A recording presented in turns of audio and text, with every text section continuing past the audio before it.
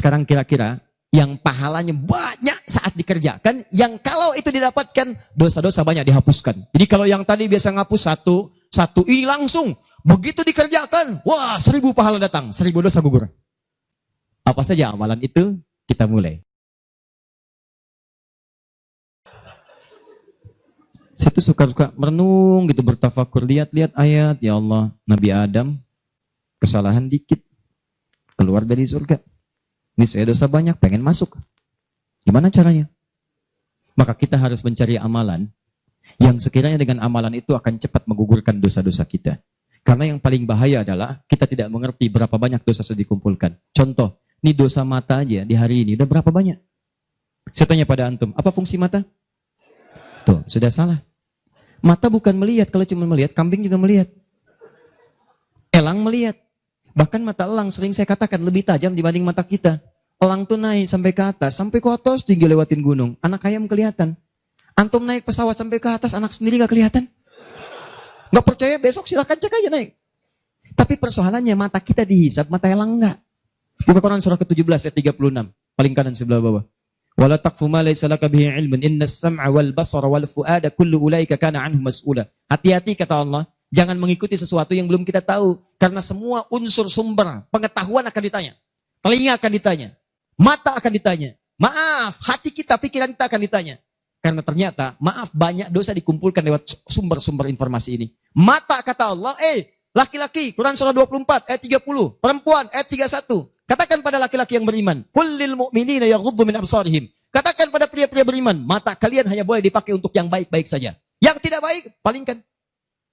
Kalau Allah nggak suka, kata Allah, palingkan. Berarti kalau Anda melihat sesuatu yang tidak disukai Allah, tercatat dosa di situ. Sekarang coba perhatikan. Berapa banyak dalam kehidupan baru bangun dah salah lihat. Astagfirullah. Bangun, lihat handphone. Begitu dibuka, cek status WhatsApp. Begitu yang dilihat siapa? Profil istri orang.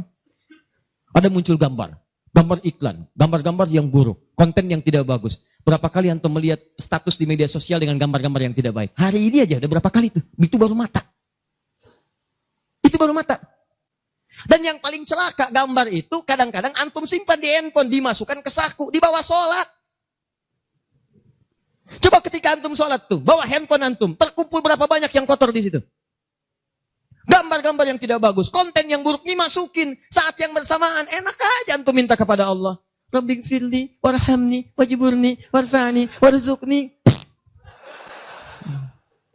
Gimana Allah memberikan rezeki kepada antum, sedangkan antum datang dengan kotoran. Antum mau menghadap orang penting di dunia, datang ke tempatnya sepatu kotor, baju kotor, nginjak karpet rumahnya, sengaja lagi. Apa antum diberi? Kalla. Belum masuk dari suruh keluar. Antum datang menghadap kepada Allah dengan kotoran melekat di dalam diri, bahkan dimasukin ke sakunya, minta, ya Allah, sayangi saya. Bagaimana aku bisa menyayangimu kalau kamu datang dengan maksiat yang berlumur dan tidak kamu keluarkan dari dalam dirimu? Pikiran. Tadi aja tuh sebelum taklim dimulai, berapa kali prasangkanya keliru. Ini ustadznya mana sih ya? Ini panitia bagaimana sih? Sudah datang jam 5, sampai sekarang belum ada ustadznya. Ayo. Itu baru pikiran. Ini terakumulasi itu dari ujung kepala sampai dengan ujung kaki. Lisan. Saya tidak Ustaz, tidak seperti itu. Bagus. Tidak seperti orang itu tuh. Dari tadi begitu aja Ustaz itu sama. Jadi Anda bayangkan semua unsur tubuh kita dari ujung kepala sampai ujung kaki berapa banyak yang berbuat maksiat. Maka terakumulasilah dosa itu. Kadang-kadang lebih banyak daripada amal solehnya. Banyak. Seperti tangan tadi diangkat. Pertanyaan saya, di sini inti bahasan kita. Bagaimana kita menggugurkan dosa-dosa ini? Sementara kita paham waktu kita terbatas, ini akan kita tinggalkan nih. Saya mohon ya tolong jangan banyak mainnya, tolong jangan banyak main. Demi Allah saya katakan, ada banyak yang tampak. Ada yang digulung ombak, sebabnya macam-macam. Gak ada ombak pun meninggal juga. Ada yang kena gempa, dipertontonkan di hadapan kita untuk memberikan tanda. Hari ini mereka, besok kamu.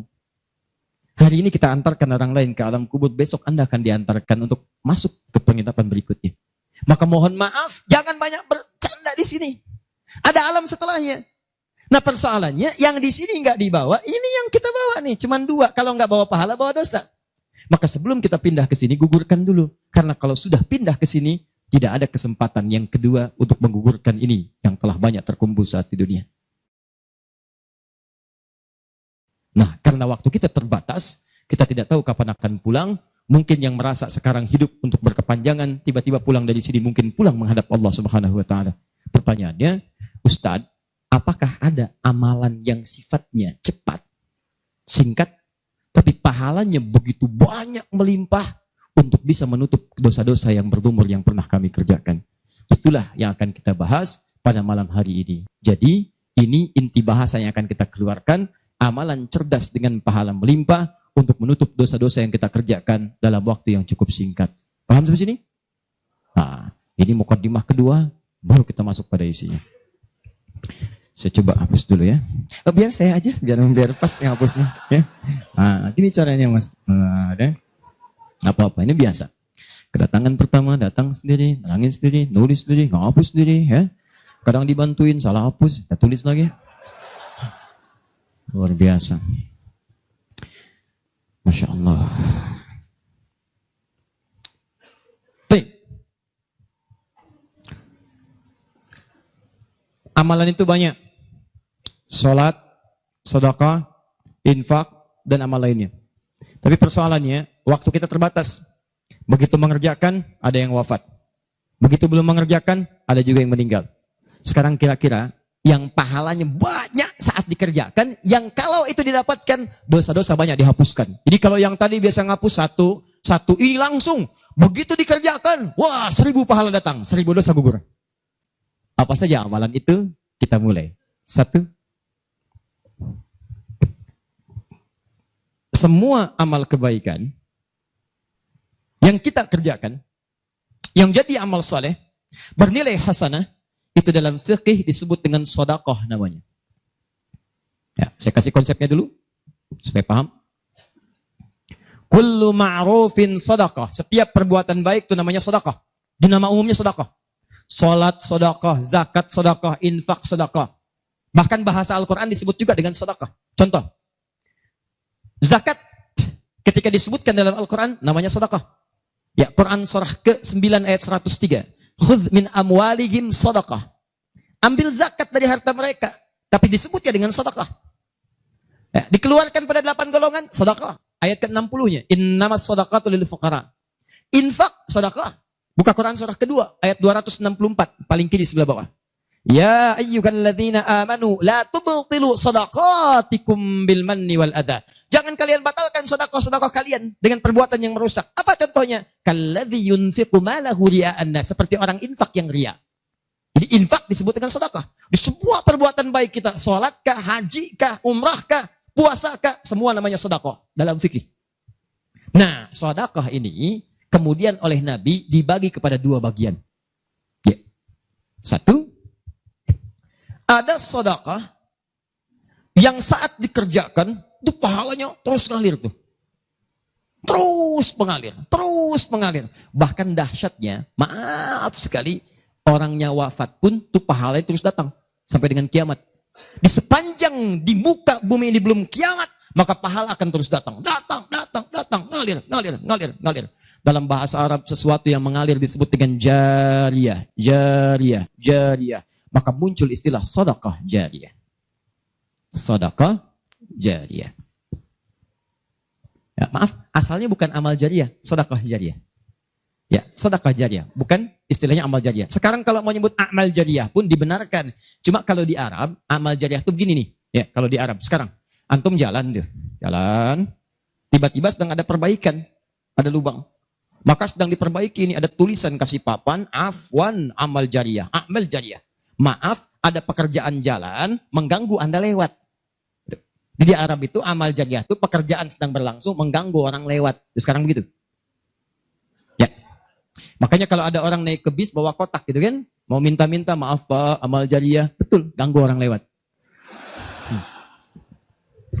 Ya. Benar secara bahasa tapi secara makna ini yang paling tepat. Yang kedua, ada yang sifatnya sedekah thabitah. Yang pahalanya berhenti di situ, tetap selesai seketika. Thabitah. Jadi begitu Anda kerjakan, dapat pahala sampai situ aja. Begitu selesai pekerjaan, selesai pahalanya. Thabitah, tetap selesai di situ. Maka kalau kita ingin cerdas, kata para ulama, semua dosa-dosa kita ingin dihapuskan, ditutup. dihapus, hapus. Maka Anda mesti keluarkan apa saja jenis-jenis sedekah jariyah itu. Supaya ketika selesai kita kerjakan, pahalanya tetap mengalir untuk menutup dosa-dosa kita. Maka kita akan fokus kepada amalan-amalan yang ini, yang saat dikerjakan, pahalanya terus mengalir. Tapi jangan lupa, hati-hati, yang ini pun dibagi dua lagi. Awas, pelan-pelan. Jadi kita sepakati, kita ambil yang ini satu, untuk malam ini. Yang kedua, yang ini pun dibagi dua lagi. Ada amalan sedekah tsabita saat dikerjakan pahalanya datang saat itu. Tapi yang paling menarik, ada nilainya kecil, ada nilainya besar, banyak. Jadi kalau dikerjakan ada yang nilainya cuma 10 aja. Tapi ketika Anda kerjakan yang kedua ini, ada yang 700, ada yang 70.000, ada yang 700.000 sekali dikerjakan. Sekarang kita akan keluarkan amalan apa saja yang saat dikerjakan itu pahalanya melewati batas yang standar ini. Jadi saat dikerjakan bukan 10 poinnya, tapi lebih daripada 10. Amalan apa saja itu pada sedekah tsabita dan amalan apa saja yang jariyah yang kita bisa keluarkan dan menggugurkan dosa-dosa kita. Sepakat sampai sini? Baik. 1. Kita langsung ke poinnya. Untuk yang sedekah tsabita, amalan standar yang tetap. Yang biasa-biasa, contoh, misal, sholat, begitu dikerjakan sekali, dapat 10. Selesai sholatnya, selesai pahalanya. Jelas? Tapi beda ketika antum mengerjakan sholat berjamaah. Ya. Dia tsabita, tapi pahalanya berlipat. Tsabita, tapi pahalanya berlipat. Baik, saya mau tanya pada antum, sholat sendirian 10, sholat berjamaah berapa? 27. Maka kalau Anda ada ajakan berjamaah, sekalipun misalnya di tempat itu tidak ditemukan masjid, sedang di kantor, ada teman misalnya, alih-alih Anda sholat sendirian dan tidak bisa menemukan masjid, kenapa nggak ajak teman Anda untuk berjamaah? Walaupun cuma 2 orang. Beda pahalanya teman-teman sekalian sampai 17. Yang satu 10, yang satu 27. Karena sholat berjamaah itu hadisnya dibagi 2. Ada hadis yang mengajak ke masjid, ada hadis yang masjidnya nggak ada, cuman bisa berjamaah.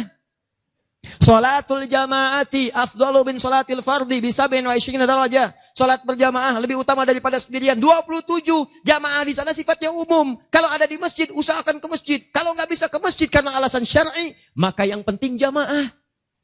Saya suka bingung nih, ini kan di rumah kamar banyak. Tempat luas. Kenapa kok bisa di rumah ada 5 orang? Ini ada istri, ada suami, anaknya 2, asisten rumah tangga 1.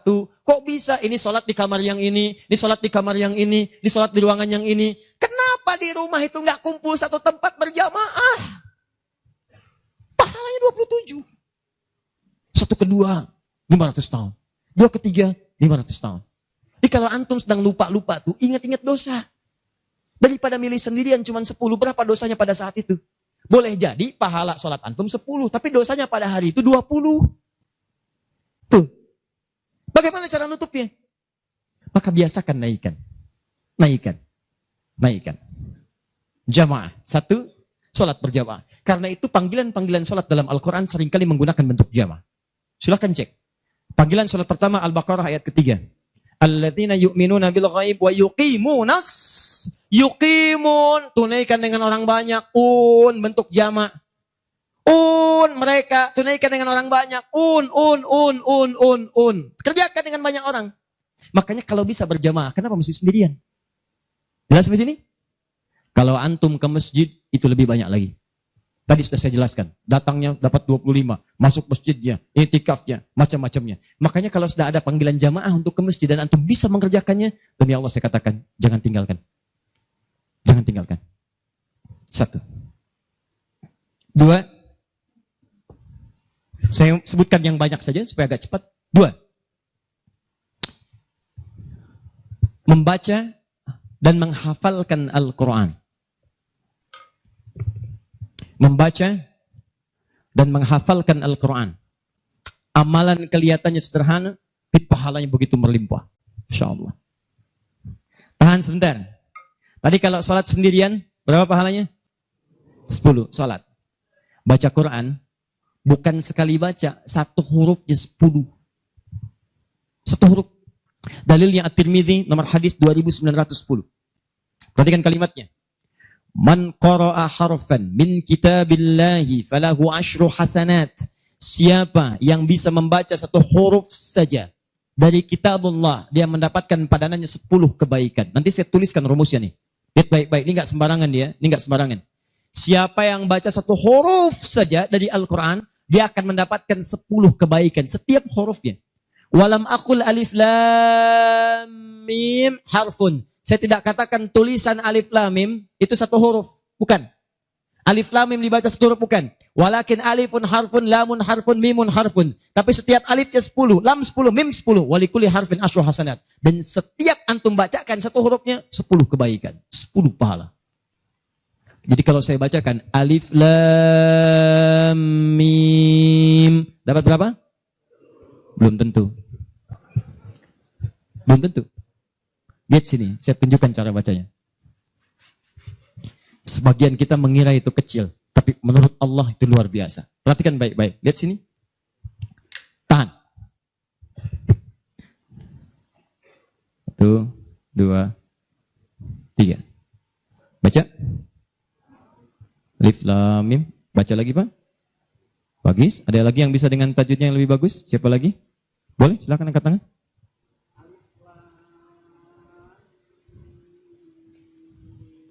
Baik sekali. Ada yang lain? Ya.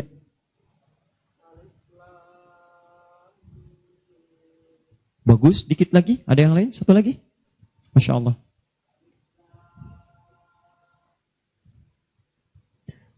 Bagus sekali. Cuman sayang ini bukan alif lam mim. Ini alam. Alam nasyrah laka sadrak.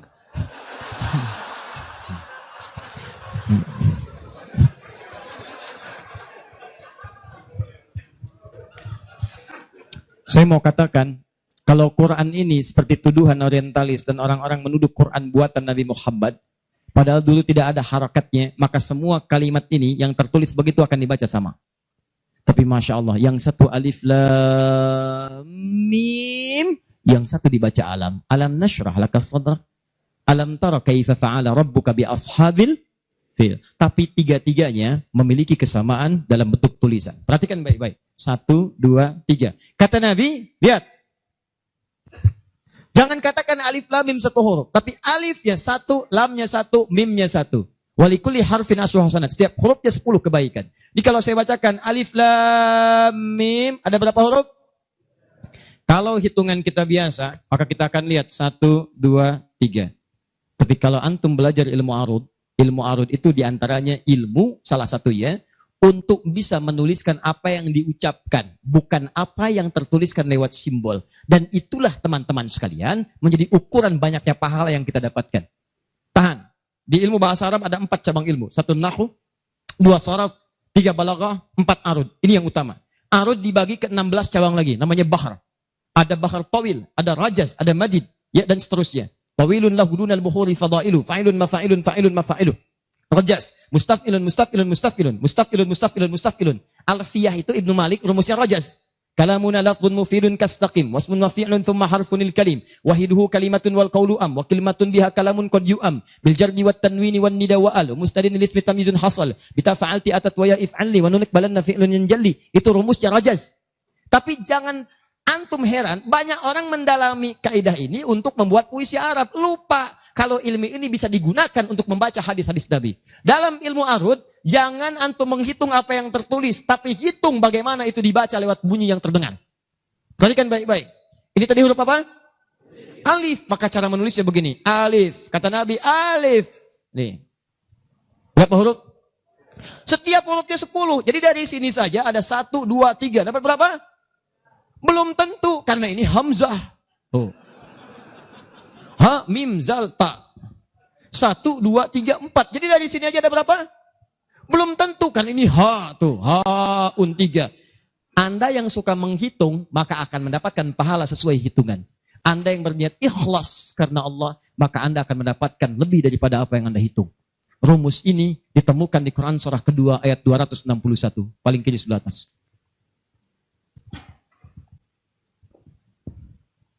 Tahan, tahan. Pelan-pelan. Ini rumus adanya di ayat infak. Tapi cara menerapkannya di semua kategori cara kita beramal. Orang kalau berinfak tahunya dapat 700. Matsalul ladzina yunfiquna amwalahum fi sabilillah kamatsali habba. Orang yang infak di jalan Allah seperti menanam satu benih. Ambatat sab'a sanabil. Satu tumbuh jadi 7 tangkai. 1 kali 7, 7. Fi kulli sumbulatin mi'atu habba. Setiap tangkainya ada 700, ada 100 benih. Ada 100 buah lagi. 7 kali 100, 700. Ayatnya suka dipotong sampai sini. Kalau Anda infak sekian, kalikan 700. Lupa, ayatnya belum selesai. Wallahu yudha'ifu liman yasha. Dan Allah akan melipat gandakan amalan tanpa batas bagi siapa yang tidak pernah berhitung. Jadi kalau Anda baca Qur'annya hitung-hitungan, ini dosa hari ini berapa nih dikerjakannya? Oh 9, Masya Allah, 9. Cukup 1 huruf aja. Nun. Tutup. 10. Besok dosa berapa? 15. Cukup 2 huruf. Toha. Selesai. Kalau Anda ngitungnya begitu, maka diberikan sesuai hitungan. Tapi kalau Anda tidak pernah berhitung, Allahu Akbar. Anda tidak tahu alif lam mim itu mungkin nilainya 30, mungkin 300, atau bahkan 3 juta, atau lebih daripada itu.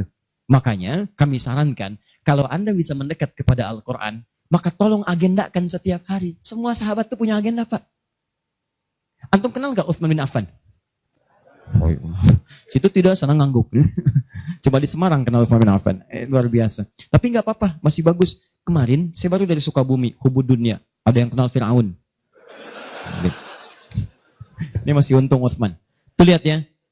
Utsman itu bukan cuman cerdas dalam urusan bisnis dunia, tapi tijarah akhirat itu luar biasa. Utsman paham, saya di dunia boleh kaya, tapi di akhirat bagaimana status saya? Maka beliau siangnya mengumpulkan harta dunia untuk ibadah, malamnya mengumpulkan pundi-pundi akhirat. Demi Allah saya katakan, Utsman itu di antara sahabat yang disebutkan oleh Imam An-Nawawi bersama Abdurrahman bin Auf, bersama Tamim Ad-Dari, yang diikuti kemudian oleh Imam Asy-Syafi'i generasi setelahnya, jauh setelahnya, itu punya amalan kalau malam terbiasa menghatamkan Al-Quran dalam tahajudnya. Khatam Quran. Kaya, sahabat Nabi, menikahi 2 putri Nabi, 1 meninggal dan menikah lagi, disebut Dzun Nurain. Kayanya luar biasa, asetnya setelah 15 abad sampai sekarang masih ada. Yang hebat, siang-siang jadi orang kaya, malam-malam jadi hamba yang sangat taat dan kaya akhirat. Coba bandingkan dengan kita sekarang. Menantu Nabi, bukan. Kaya, nggak sekaya Utsman. Tuh, status dunia belum sempurna. Status akhirat masih belum maksimal. Ya antum sebetulnya maunya apa? Utsman sholat malam, ngikut Nabi, kaki bengkak. Antum pengen ke surga Firdaus malam, mata bengkak. Ya. Ini nih. Ayo update. Ustadz, tapi kan saya belum lancar. Tambahkan hadisnya, lipatkan nomor hadis 2920. Awas, lihat kalimatnya. Walladzi yatata'ta wa huwa 'alaihi syaq falahu ajran. Siapa yang memulai menghafal, membaca, siapa yang mulai membaca Al-Quran tidak lancar, terbata-bata bacanya, mengejaknya. Orang baca alif lam mim, dia alif lam mim falahu ajran, maka dia mendapatkan 2 kali lipat dari orang yang lancar. Orang lancar misal 30, dia 60. Terima kasih ya Allah, kalau begitu besok saya nggak lancar aja bacanya. Oh, bisa. Itu tidak lancar yang direncanakan. Yang lancar diikuti oleh malaikat ma'asyafaratil kirabil barara. Yang belum lancar diapresiasi karena perjuangan kesungguhannya. Bacaannya dapat nilai, perjuangannya mendapatkan nilai di sisi Allah Subhanahu wa ta'ala. Karena itu saya sarankan, maaf, mulai sekarang antum bikin kurikulum. Nih, 1 tadi, bikin tabel begini. Nih, saya katakan pada teman-teman juga yang di Bekasi, yang di Jakarta, ya, saya kasih 2 amalan dulu nih. Mulai sekarang antum bikin begini. Tahan ya, teman-teman sekalian, nanti saya sampaikan bagaimana seorang Mu'adz, orang Mesir, baru kecil belum balik sudah menyiapkan amalan ini. Punya program. Nih. Harinya, nomor. 1, 2, 3, dan seterusnya. Ini misalnya harinya apa besok. Amalannya apa? Mulai dengan sholat di sini. Jamaah. Ini tadi bacaan Al-Quran. Kalau bisa, saya sarankan setiap hari mulai menghafal. Walaupun cuma 1 ayat. Usahakan menghafal. Demi Allah saya katakan, pahala menghafal Quran lebih banyak daripada baca. Paling minimal 4 kali lipat. Karena itu ayat menghafal disebutkan 4 kali dibandingkan ayat baca. Silahkan cek Quran surah ke-54. Ayat 17, ayat 22, ayat 32, ayat 40. Saya ulangi. Ayat 17, ayat 22. Ayat 32, ayat 40. Ada? 17, 22, baik. Kemudian 32 dan 40. Kenapa ketawa? Benar kan? 4 ayat 17, ayat 22, kemudian ayat 32 dan 40. 17, 22, 32, 40. Berapa kali disebutkan? Walaqad yassarnal Qur'ana lidzikri. Sungguh telah kami mudahkan Al-Qur'an untuk dihafalkan, diingat. 4 kali disebutkan. Ya, maka ada yang menyebutkan menghafal Quran itu keutamaannya 4 kali dibandingkan dengan sekadar membaca. Baca. Orang baca itu biasanya cuma sekali. Dzalikal kitabu la raiba fihi hudal lil muttaqin. Sekali. Tapi orang menghafal jangan harap sekali. Dia akan terus mengulang. Dzalikal kitabu la raiba fihi la raiba fihi Dzalikal kitabu la raiba fihi dzalikal kitabu la raiba fihi hudan lil muttaqin dzalikal kitabu la raiba fihi hudan lil muttaqin dzalikal kitabu la raiba fihi hudan lil muttaqin. Pertanyaan saya, berapa banyak pahala didapatkan? Berapa huruf dia bacakan? Makanya kalau antum ingin melipat gandakan pahala dengan banyak, dalam satu hari antum punya agenda. Boleh antum baca, misal target sehari saya baca misal 1 halaman dan hafalkan 1 ayat. Kalau antum sudah punya kebiasaan begitu, demi Allah saya katakan, Allah akan merubah keadaan hidup Anda jadi lebih nyaman. Tidak cukup dengan amin. Baca, hafal. Wah, Masya Allah. Syukur-syukur begitu sedang sholat berjamaah, minta sujud, terus meninggal, gitu kan? Wah, itu paling enak. Mau begitu? Di subuh ya. Ataupun kalau tiba ajalnya. Ya, bacaan Quran lebih lebat lagi. Ya, jadi kalau antum bisa seperti itu, nanti bonusnya banyak. Di alam kubur, jasadnya akan utuh. Dan di akhirat diberikan mahkota. Dan yang ketiga diberikan peluang untuk memberikan syafaat dengan izin Allah dengan Qurannya kepada anggota keluarganya. Ahli Quran itu, kalau dia hafal kemudian Qurannya, benar menghafal Qurannya, maka saat di akhirat akan langsung dimuliakan oleh Allah. Dipakaikan jubah kehormatan dan membimbing, menggandeng bapak ibunya yang saleh, yang beriman, beserta pasangannya dan keturunannya untuk dibawa masuk ke surga. Itu ada di Quran surah ke-35 ayat ke-33, ditafsirkan dengan Quran surah ke-13 ayat 23 sampai 24 dengan awal kalimat yang sama. Jannatu 'adnin yadkhulunaha. Ada para penghafal Quran masuk surga Aden di Quran surah 35 ayat ke-33. Jadi masuknya dari surga Aden menuju tingkat surga yang paling tinggi. Tertingginya apa? Banyak. Nanti ada dengan para nabi, ada orang yang sesurga dengan para nabi di Quran surah ke-4 ayat ke-69. Ya.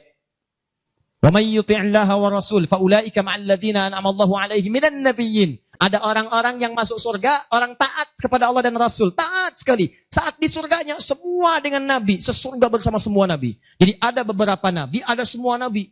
Kalau beberapa Nabi, namanya Anbiya. Makanya di surah Al-Anbiya, surah ke-21, dikisahkan beberapa Nabi. Tapi kalau semua Nabi, itu Nabiyin namanya. Dari Nabi Muhammad SAW sampai Nabi Adam. Ada semua. InsyaAllah. Muhammad SAW bin Abdullah, bin Abdul Muttalib, bin Hashim, bin Abdul Manaf, bin Qusay, bin Murrah, bin Kilab, bin Ka'ab, bin Ghalib, bin Fihir, bin Malik, bin Nadar, bin Kinana, bin Khuzaimah, bin Mudrika, bin Ilyas, bin Nizar, bin Mudar, bin Ma'ad, bin Adnan, bin Adi, bin Adri, bin Muqawwam, bin Nahur, bin Tari, bin Ya'rub, bin Yasub, bin Nabit, bin Ismail AS, bin Ibrahim AS, bin Azara, bin Nahur, bin Abir, bin Kinan, bin Al-Fakhshad, bin Sam, bin Nuh AS, bin Mikhlain, Matusyara, bin Kinan, bin Anwas, bin Tif, bin Adam AS. Kumpul semua. Jauh Nabi Ibrahim ke kanannya dari Sayyidah Sarah, muncul kemudian Ishak, dari Ishak Yakub, dari Yakub turun Yusuf, dari Yusuf terus sampai dengan ke Musa, ke Daud, ke Sulaiman dan seterusnya, muncul sampai ke Nabi Isa. Nabi Isa bapaknya Imran menikah dengan Hannah, samping kirinya kemudian ada Zakaria. Terus itu semua nabi antum bisa lihat. Masya Allah. Akhi, antum di mana? Surga A dengan siapa? Depan saya, Masya Allah, ganteng-ganteng Nabi Yusuf. Dulu teman kita lihat sinetron ganteng-ganteng serigala. Ini Nabi. Oh, kita lihat Nabi Yusuf. Oh. Belakang saya Nabi Ibrahim. Pinggir saya Nabi yang punya tongkat jadi ular. Nabi Musa alaihissalam. Kanan saya Nabi yang sangat saya rindukan. Nabi Muhammad SAW. Penghafal Quran. Dia akan masuk, diberikan mahkota. Tafsirnya di At-Tirmidzi nomor hadis 2915. Begitu dia kemudian akan naik, maka Qurannya berkata, Allahumma halli, ya Allah, tolong hiasi dulu tubuhnya. Bedakan dengan yang bukan ahli Quran. Bedakan. Yuhallawna fiha min asawir. Demikian ayat Qur'annya. Maka kemudian dia dihiasi dulu. Ada gelang-gelang emas, ada macam-macam, semua tubuhnya indah. Maka Allah firmankan, apa kata Allah? Begitu dikatakan, Allahumma halli. Maka kata Allah, pakaikan mahkota kehormatan. Begitu dipakaikan, ya Allah, berikan pula pada fasilitatornya, kedua orang tuanya. Sepanjang mereka beriman, maka dipakaikan di atasnya mahkota yang lebih terang daripada sinar masuk mentari yang ke rumah. Ya Allahumma ya Allah, Allahumma halli, ya Allah tambahkan kepada penghafal, bedakan dengan fasilitator. Fayulbasu ilaihi libasul karamah, maka dipakaikan jubah kehormatan. Begitu dipakai jubah itu, kemudian difirmankan, waqar, fa inna akhira qiraatika akhiru manzilatika. Sekarang kamu masuk ke dalam surga dengan bacaan Quran yang biasa kamu bacakan saat di dunia. Akhir tempat tinggalmu, disitulah ditunjukkan pada akhir bacaan Quranmu. Di begitu dia baca Quran, setiap dia baca masuk surga, naik ke tingkat yang paling tinggi. Dan dahsyatnya saat dia akan masuk surga itu, dia akan menggandeng bapak ibunya, istrinya, keturunannya. Buka Quran surah ke-13 ayat 23 sampai 24. Kalimatnya sama awalnya, jannatu 'adnin yadkhulunaha. Ada orang-orang masuk surga Aden, ketika akan masuk, wa man salaha min abaihim, dia gandeng bapak ibunya yang saleh. Wa azwajihim, pasangan-pasangannya, wa dzurriyyatihim, dan keturunan-keturunannya. Allahu akbar. Di dunia ahli Quran itu kemuliaan Qurannya akan merembet pada sekitarannya. Silahkan cek kalau nggak percaya. Anda punya anak hafal Quran 5 tahun, bapak ibunya akan ikutan mulia. Musa yang hafal Quran, bapak ibunya dihajikan. Ahmad Kabil yang hafal Quran, ibunya, perawatnya, gurunya, teman-temannya ikut haji semuanya. Nggak percaya silahkan. Demi Allah saya katakan, Quran turun di 1 bulan, bulannya jadi mulia Ramadan. Quran turun di 1 malam, malamnya jadi mulia Lailatul Qadar. Quran turun di 1 hari, harinya jadi mulia hari Jumat. Quran turun di bawah malaikat Jibril, Jibrilnya jadi mulia, penghulu para malaikat. Quran diturunkan pada Nabi Muhammad, naik status jadi Sayyidul Anbiya wal Mursalin. Quran turun di Mekah, Mekahnya bercahaya. Quran dibawa ke Madinah, Madinah munawwarah. Demi Allah, Quran tidak pernah singgah dimanapun kecuali orang itu dan tempat sekiranya akan jadi mulia. Kalau di Semarang ini, antum bikin halaqah Quran, di Semarang ada berapa hafid di setiap tempat, demi Allah saya katakan akan terjadi perubahan di tempat itu. Semua akan mulia. Jadi begitu digandeng, bapaknya, ibunya, wa azwajihim, pasangannya, wa dzurriyyatihim, anak-anaknya, cucunya, masuk. Begitu masuk diparadekan, wal malaikatu yadkhuluna alaihim min kulli bab. Semua malaikat menyambut mereka di depan pintu surga, mengatakan salamun alaikum bima sabartum. Selamat, Anda telah sabar saat di dunia, menyiapkan bekal untuk pulang. Sabar menghafal Quran. Itulah yang disiapkan oleh Muadz. Anak usia 4 tahun, saat saya berada di Mesir, anak ini masih dini, belum balik. Matanya kata orang buta, tapi hatinya begitu bersih. Dia bilang pada ayahnya, ya abati yuridul Quran. Pak, saya pengen jadi ahli Quran. Saya pengen menghafal. Kata bapaknya, tempatnya jauh, 20 kilo. Kamu ini punya keterbatasan. Gak apa-apa, saya pengen menghafal. Dia belum cerita kenapa dia mesti menghafal. Begitu bapaknya melihat tekadnya kuat, maka dari motor sederhananya dimodifikasi. Depannya dashboardnya diperbaiki. Supaya bisa menyimpan catatan Quran. Lembaran-lembaran mushaf. Jadi begitu berangkat tidak ingin ada waktu yang sia-sia. Di jalan, beliau kemudian di jalan kadang melihat ke bawah. Bacakan Quran, anaknya dengar. Bacakan Quran, anaknya dengar. Begitu sampai di tempat belajar, dia tinggal mendengarkan syekhnya. Perbaiki, baca lagi. Setoran, ulang. Yang paling menarik, setelah berapa lama, anaknya hafal Quran yang tidak melihat diantar hafal Quran, bapak yang mengantar belum hafal. Tapi yang dahsyat, ingat baik-baik. Berlaku hadis Nabi di sini. Siapa yang memfasilitasi pada kebaikan, maka dia mendapat pahala yang sama dengan yang mengerjakan tanpa dikurangi sedikit pun. Itulah hikmahnya dalam ilmu hadis. Kenapa setiap anak ketika meriwayatkan hadis, nama anaknya dihilangkan, nama bapaknya disebutkan. Antum pernah dengar Ibnu Abbas? Nama aslinya Abdullah. Kenapa Abdullahnya dicoret? Disebutkan Abbas bapaknya. Ibnu itu anak laki-laki. Abbas bapaknya. Anaknya Abbas. Ibnu Umar, nama aslinya Abdullah. Abdullahnya dicoret. Disebutkan bapaknya Umar. Kenapa disebutkan nama orang tua, nama anaknya dihilangkan? Para pakar hadis itu luar biasa. Untuk menunjukkan bahwa amalan anak ini hasil didikan orang tuanya. Yang begitu diamalkan hadis ini, bukan cuma anaknya, bapaknya pun dapat bagiannya. Abbas itu pengusaha.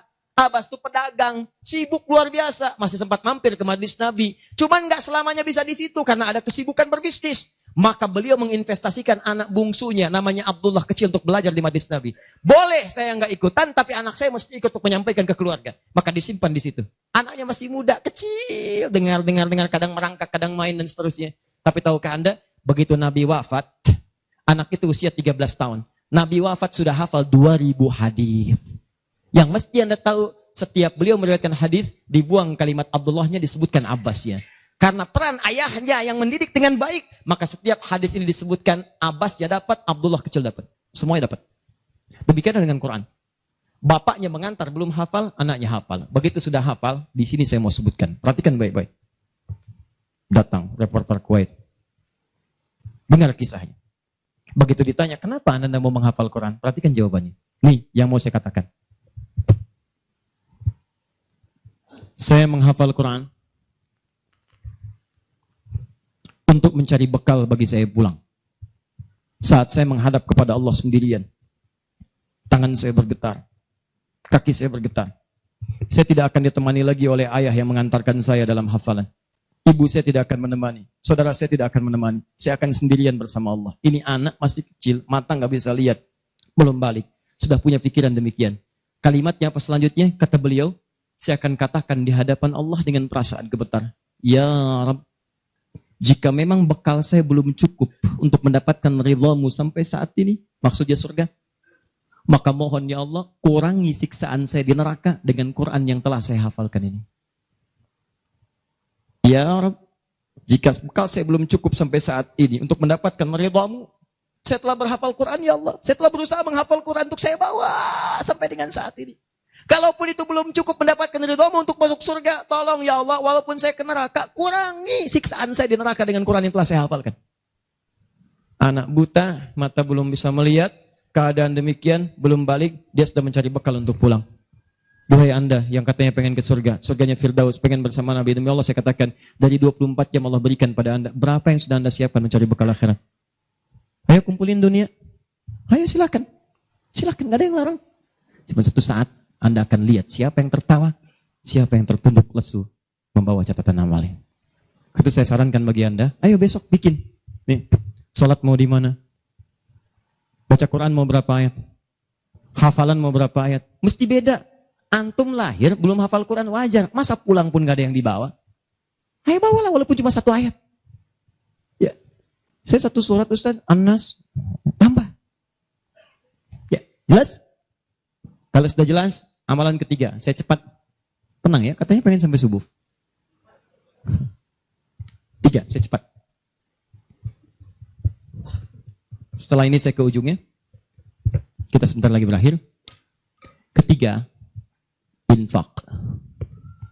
Infak. Masih ingat teman-teman? Kalau yang standar tadi, berapa pahalanya? 10.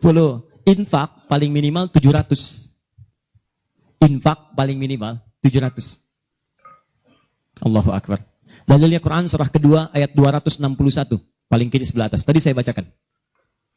Mathalul ladzina yunfiquna amwalahum fi sabilillah kamathali habbatin ambatat sab'a sanabil fi kulli sumbulatin mi'atu habba. Wallahu yudha'ifu liman yasha' wallahu wasi'un 'alim. Perumpamaan orang infak di jalan Allah. Infak itu, ini yang perlu saya luruskan. Tidak harus menggunakan uang. Infak itu pemberian bersifat materi. Makanan itu infak. Pakaian itu infak. Buah-buahan itu infak. Silahkan berbagi. Walaupun gak ada uang, bisa kita gunakan dengan yang lain. Cek, kalau antum main ke Eropa, ada rezeki main misalnya. Main ke Auckland, ke New Zealand. Ya, di situ ada donation itu bukan cuma dengan uang. Food, kadang mereka kasih dengan makanan. Ada yang nyimpen ciki, kotaknya di situ. Di kotak infak itu, kotak dalamnya ada ciki, ada beras, dan macam-macam. Sampingnya ada yang uang. Cuman mesti dilihat dulu bagaimana bentuk kotaknya. Ya, kalau kotaknya belahan kecil, itu pasti uang. Bukan beras. Oh, ini beras nih. Dibuka dulu karungnya, diginikan. Tidak, bukan. Silakan bebas. Ya, dan itu nilainya tinggi. Kadang-kadang antum lupa di majelis ilmu ada snacknya. Walaupun cuma kurma dapat 2. Bagi 1 dengan teman. Air misalnya tidak harus semua oleh antum. Begitu antum bagi langsung dituliskan 700 kali lipat paling minimal. Demi Allah saya katakan paling minimal 700 kali lipat. Makanya zaman Nabi, itu ada satu keluarga yang berlomba tuh mendekatkan diri pada infak. Walaupun dirinya kekurangan. Agak aneh itu cara berpikirnya. Ya, jadi kalau dibandingkan manusia sekarang nggak dapat tuh, nggak dapat. Saya mau tanya begini, antum di rumah persediaan, antum punya anak 2. Antum dengan istri, 1 suami, 1 istri, 2 anak. Di rumah ada persediaan makanan untuk 2 anak antum saja. Antum aja nggak makan malam itu, cuma ada anak 2. Untuk mereka, kalau nggak makan, mereka bisa nahan lapar semalaman. Tiba-tiba, antum ditawarkan oleh seseorang, ada tamu nih, mau nggak dijamu di rumah? Bisa nggak? Pertanyaan saya, kalau ada orang yang datang seperti itu ke tempat antum, Mas, ini ada tamu, saya nggak bisa jamu. Bisa nggak antum jamu? Di rumah antum cuman ada makanan untuk anak-anak, antum pun nggak bisa makan. Pertanyaan saya, dijamu nggak teman itu? Kenapa diam? Hai ahli surga. Kenapa diam? Lihat cara berpikirnya. Kalau cara berpikir kita hanya ke makanan saja, maka kita katakan, Ustadz, anak saya aja dapatnya makanan seperti itu, kami pun nggak makan. Bagaimana bisa diberikan pada tamu? Tapi cara berpikir Tolhah dan keluarganya agak beda. Begitu Nabi katakan ada tamu, kita datang langsung angkat tangan. Duluan ngangkat, padahal yang lain banyak yang punya banyak makanan. Tapi cara berpikirnya, kapan lagi saya dapat 700 lebih? Kapan lagi saya dapat diangkat langsung tangannya? Ya Rasulullah saya. Sebelum yang lain ngangkat, angkat tangannya. Maka diantar kemudian ke rumahnya. Sampai di rumah, istrinya dikatakan, duhai sayang, ada titipan Rasulullah. Bahasanya bukan ada tamu, ada titipan Rasulullah. Allahu Akbar. Ada titipan Rasulullah. Maka istrinya langsung membaca, saya paham. Saya bertugas menidurkan anak-anak dulu, tidurkan. Yang suaminya menyiapkan makanan. Begitu sudah jadi kata suaminya kepada tamu tadi, Anda silahkan makan di sini, saya temani dulu istri saya. Gak enak rasanya, meninggalkan sendirian. Begitu temannya makan, dia berpura-pura makan di bilik yang lain. Membunyikan bunyi-bunyi seakan-akan makan. Begitu sudah kenyang, tanpa mukaddimah yang lain langsung pamit. Terima kasih sudah menjamu saya, semoga Allah berikan pahala. Pamit malam itu juga. Begitu selesai pamit, subuh-subuhnya datang menghadap pada Rasulullah pagi-pagi. Apa yang terjadi? Turun ayat Quran surah 59, ayat 9 sampai 10 itu. Walladzina tabawwa'ud dar, sampai ke kalimat wa yu'thiruna ala anfusihim walau kana bihim khasasah. Oh, cara berpikirnya. Jadi kalau antum melihat peluang seperti ini, enak teman-teman sekalian, banyak sekali. Tidak harus uang, pakaian, makanan, macam-macam. Jadi kalau antum beli buah tuh, antum beli 5. Di rumah ada 3 orang. Berarti antum mesti sadar, Allah titipkan yang 2 lagi untuk peluang infak antum. Bukan untuk antum habiskan semua. Kok bisa orangnya cuma 3, beli mangga 5. Siapa yang menggerakkan antum untuk beli 5 mangga? Orang cuma 3. Berarti yang 2 lagi, itu Allah gerakkan untuk mendapatkan pahala. Ada peluang di situ. Lu kepada siapa ya Rasulullah saya berikan? Kepada siapa ya Allah saya infakkan? Ini yang sering keliru. Kata Allah langsung turun. Fi sabilillah. Yang utama itu 5 dulu. 5. Kalau Anda temukan 5 ini, dia peluang infaknya sangat tinggi untuk diberikan. Siapa mereka ini? Ada di Quran surah kedua ayat 215. Paling kanan sebelah bawah. Yas'alunaka madza yunfikun. Mereka bertanya pada Muhammad sallallahu alaihi wasallam. Ya, awas, apa yang harus kami infakkan? Pada siapa? Maka turun jawaban, "Qul ma anfaqtum min khair." Katakan kalau mau infak mesti yang paling bagus. Ini kaidah pertama. Awas, ada peringatan di Al-Baqarah ayat 267. "Wala tayammamul khabitha minhu tunfiqun, walastum biakhidhihi illa an tughmidu fi." Jangan kamu infakkan pada orang lain yang kamu tidak suka. Melihatnya aja kamu enggak suka, dikasih orang. Antum punya uang 50.000 2, 1, wah masih keras, bagus, luar biasa. Masuk dompet enak dilihat. Yang kedua, wah sudah lecek, dekil of the kumel. Wah dilihat gak enak, baunya gak nyaman. Tiba-tiba ada orang lewat, "Pak, sedekah Pak." Pertanyaan saya, maaf, mana yang antum berikan? Yang lecek atau yang bagus? Tuh. Ingat, kalau urusan zakat mal, berikan yang bagus. Zakat mal, pilih. Paham? 5 orang ini siapa? 1, lil walidain, orang tua. Ini orang tua ini gak pernah minta, jarang sekali. Cuman kita yang mesti paham.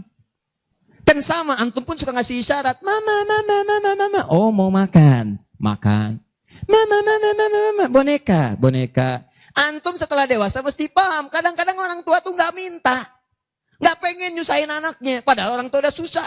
Melahirkan susah, mengandung juga susah, merawat susah, menyusui susah. Sudah dewasa pun antum masih susahin juga. Kapan antum berbaktinya?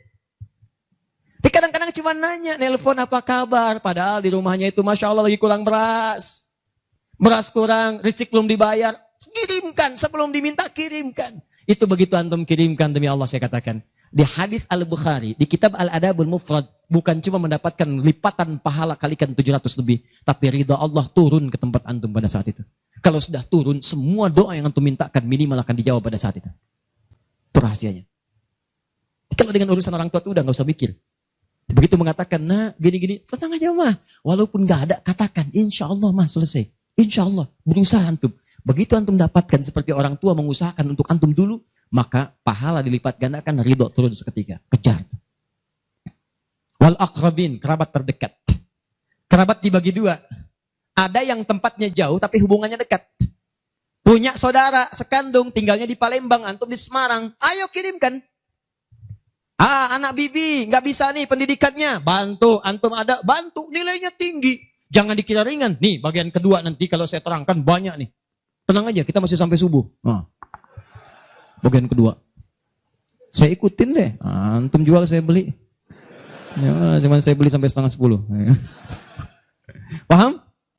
Ayo akrabin. Yang kedua itu, maaf. Golongan kedua akrabin bisa tetangga.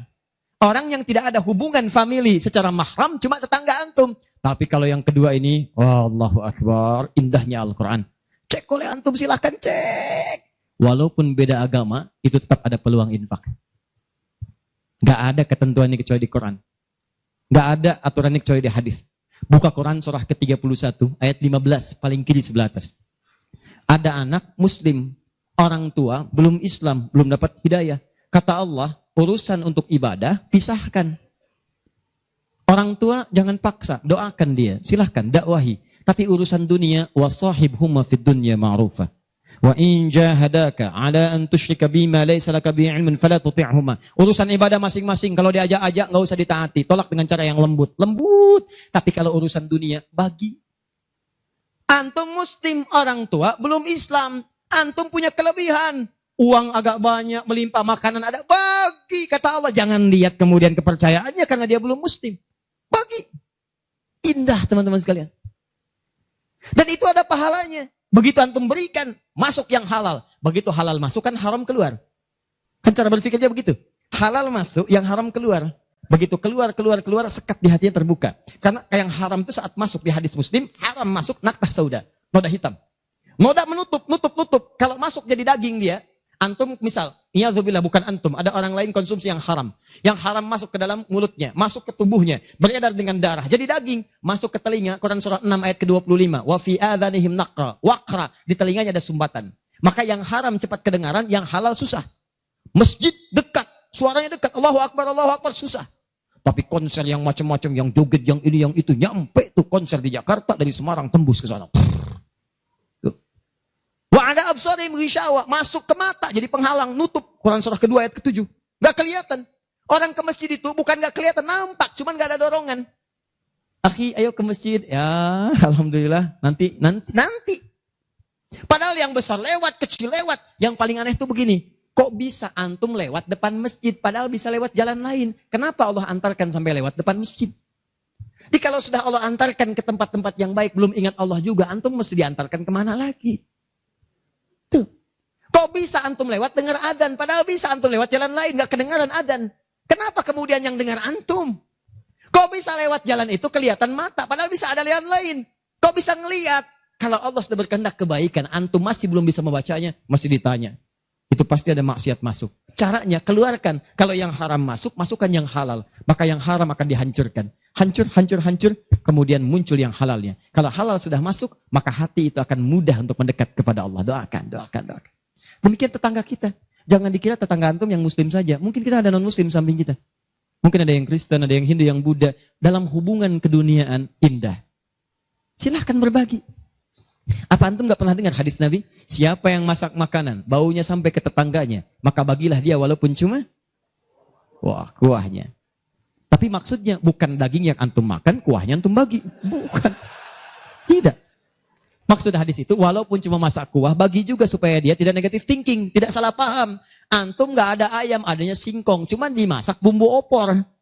Bumbunya opor, tapi dagingnya singkong. Dimasak gak antum bagi, tetangga bilang, oh masak opor enak nih, padahal singkong. Dibagi walaupun cuma kuahnya. Tapi pertanyaan saya, apakah hadis itu mengatakan kalau tetangga anda muslim saja? Tidak. Never. Walaupun dia non muslim, masak. Bagikan sebelum dia menghirup baunya, ketuk pintunya. Begitu diketuk dia keluar. Ada apa Pak? Ini ada makanan, walaupun sedikit mudah-mudahan bisa bermanfaat. Bapak baik sekali, terima kasih. Bukan baik, Allah yang memerintahkan saya untuk berbagi. Dan saat itulah kalimat Allah mengalir di hati yang paling bening, menghunjam ke jiwanya. Masuk jadi hidayah. Masya Allah, besok-besok dia ketuk pintu kan, Assalamualaikum. Udah minta Assalamualaikum tuh. Sebelumnya tidak. Begitu dibuka sambil mengembalikan yang kemarin, ya, panci yang kemarin dikembalikan. Pak, ini apakah Allah sudah memerintahkan berbagi lagi hari ini? Oh. Lumayan. Nggak ada aturan kalau bukan non-muslim jangan bagi. Nggak ada, indah dalam Islam itu. Jadi walaupun Anda kasih ke yang non-muslim, pahala dituliskan. Jadi jangan pilih-pilih kalau urusan dunia. Anda masak, ini samping Islam, sampingnya lagi Kristen, sampingnya lagi kemudian Muslim, non-muslim. Bagi yang muslimnya, yang non-muslim tidak. Begitu dia ngelihat, kelewatan dipanggil Anda. Pak, kayaknya enak makanannya ya. Memang enak Bu, cuman sayang ibu kafir. Oh, kok begitu? Nggak ada. Jadi bagi teman-teman, silahkan. Dan pahalanya ada, indah. Cuman di kita tuh, coba lihat aturan antum bang aja deh. Kita fikirnya kumpulin lagi. Bab tumbuhan, sekarang kan lagi musim rambutan ya. Rambutan. Tuh, antum di pekarangan ada rambutan, tumbuh. Pohon rambutan, pekarangan antum. Cuman sayang buahnya ke tetangga antum. Terus ke sini. Maka dalam kaidah fikih disebutkan hakun mushtarak. Ini hak bersama antara antum dengan tetangga. Kenapa? Karena antum keluar rumah kelihatan cuman pohonnya. Dia keluar rumah kelihatan buahnya. Dan yang paling menarik, dia udah lihat buah, daunnya jatuh ke bawah. Dan kadang buah jatuh ke sini, membuat dia kesulitan. Awas, jangan sampai dia cuma ketiban sampahnya saja, antum kedapatan buahnya. Naik ke pohon rambutan, nggak boleh. Apa yang harus antum lakukan? Datangi dia, ketuk rumahnya. Sampaikan, Pak, maaf saya cuma mau ngasih tahu, itu ada pohon rambutan. Iya, saya juga tahu, punya bapak kan? Bukan, itu memang pohon saya. Cuma buahnya merambat ke tempat bapak. Terus, itu hak kita bersama. Bapak nggak usah minta. Begitu inginkan, ambil aja. Silahkan dapatkan. Aturan dari mana itu? Ini Rasul saya yang mengajari. Nabi Muhammad SAW. Bapak keluar, lihat buahnya. Saya keluar cuma lihat pohonnya. Kalau bapak pengen, ambil aja. Wah, hebatnya Islam. Terima kasih Pak. Insya Allah. Udah insya Allah tuh. Ya. Nanti saya ambil. Udah, pergi tuh. Ambilin. Dan kita senang lihat ya. Begitu diambil, pahala. Setiap satu buah, 700 pahala. Setiap satu buah, 700. Masya Allah. Luar biasa. Dan dia kan gak paham fikih. Belum masuk Islam. Besoknya, ayam antum main ke tempat dia. Ayam. Dia kira hukum ayam sama dengan rambutan. Oh. Nabinya umat Islam baik banget. Kemarin ngirim rambutan, sekarang ayam. Pokoknya. Mungkin ayam itu akan menggendong antum ke surga. Ya? Infak tuh. Nah, pertanyaan saya, antum punya agenda berapa untuk infak tuh? Coba lihat, kadang-kadang kan ada anak yatim samping. Gak usah terpikir banyak uang, pakaian. Buka ya, buka tuh pakaian antum. Masuk ke kamar, buka. Begitu dibuka, berapa banyak koleksi pakaian antum? Cuma pesen ya, cuma pesen satu aja. Mohon maaf ya, maaf sekali. Jangan sampai ada pakaian, walaupun sehelai itu, yang belum pernah dipakai ibadah. Usahakan setiap yang kita gunakan jadi saksi di akhirat bahwa dia pernah dipakai ibadah. Karena semua akan bicara. Tuh lihat kaos, bagian dalam, celana, bagian luar, cek lagi semua. Dan kalau sudah itu antum pakai, ada yang lain gak kepake, bukan gak kepake. Boleh jadi, itu dititipkan oleh Allah kepada antum untuk menjadi pahala antum dengan itu. Sebab mudah bagi Allah menitipkan pada yang lain. Kenapa dipilih antum? Supaya dapat bagian pahalanya. Jelas? Terakhir, amalan keempat, bagian pertama. Salah sendiri pengen sampai subuh. 4. Terakhir, bagian pertama. Majlis ilmu. Majlis ilmu. Masih ingat satu apa? Salat berjamaah di masjid. 2. Interaksi dengan Al-Quran. 3. Infak. 4. Majlis ilmu. Teman-teman, majlis ilmu itu keutamaannya banyak. Saya beri gambaran ya. Maaf sekali. 1. Majlis ilmu itu, kalau antum benar memilih majlis ilmunya, maka status yang diberikan oleh Allah pertama kali, begitu antum berangkat dari rumah, sampai dengan ke majlisnya, statusnya akan naik dari manusia biasa menjadi mujahid fi sabilillah. Itu langsung sama dengan orang yang berjuang ke medan perang. Ada majlis ilmu nih, antum datangi. Begitu antum datang, itu sama dengan orang berjuang ke medan perang. Statusnya jihad.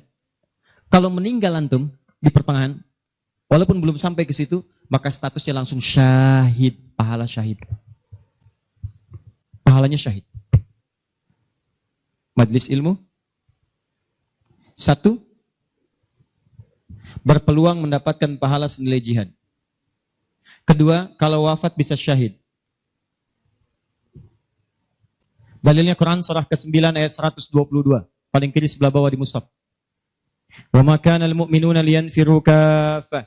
Kenapa mesti semua orang beriman pergi ke medan perang semua? Saya akan turunkan satu amalan kata Allah yang kalau kamu amalkan ini, maka statusnya akan sama dengan orang yang berjuang di medan perang. Sama persis. Apa itu? Falaula nafara min kulli firqatin minhum ta'ifa liyatafaqahu fid din. Kenapa tidak ada sementara orang di antara mereka mau datang ke majelis ilmu untuk mempelajari tuntunan agamanya? Waliyunziru qaumahum idza raja'u ilaihim la'allahum yahdharun. Dan dia mencatat pelajaran-pelajaran itu dan dia bawa pulang, dia sampaikan pada keluarga yang tidak belajar. Perhatikan baik-baik. Ayat ini mengatakan, kata Imam Mustafa Al-Maraghi, ayat ini mengatakan bahwa menuntut ilmu itu nilainya sama dengan jihad fi sabilillah.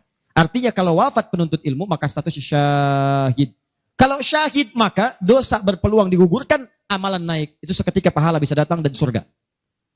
Pernah dengar seorang yang pernah membunuh 100 orang? Begitu dia mau tobat, di mana dia diarahkan? Kata ulama pada saat itu, pergi kamu ke majlis sana. Ke majlis ilmu. Disuruh ke majlis ilmu. Begitu dia berangkat di pertengahan jalannya, berangkat, meninggal di tengah jalan. Meninggal. Statusnya dalam keadaan di tengah jalan ke majlis ilmu, dia bertobat kepada Allah, diterima tobatnya. Saat berangkat itu meninggal di tengah-tengah. Ada pahalanya. Apa yang terjadi? Surga. Surga. Diampuni dosa, naik ke surga. Di sini turun kemuliaan yang ketiga. Disebutkan di hadis Nabi, riwayat Ibnu Majah, nomor hadis 233. Ibnu Majah, nomor hadis 233. Rawinya sahabat Abu Darda. Man salaka tariqan yaltamisu fihi ilma, sahalallahu lahu tariqan ilal jannah. Siapa yang menyiapkan dirinya melangkah menuju majlis ilmu, maka setiap langkahnya akan langsung dituliskan oleh Allah yang meringankan nanti langkahnya ke surga. Di setiap langkah itu dihitung. Pahalanya bukan pahala biasa, ringan ke surga, ringan ke surga, ringan ke surga. Itu pahala syahid tadi. Ya, Qurannya ada di Quran surah ke-4 ayat 100, paling kiri sebelah bawah.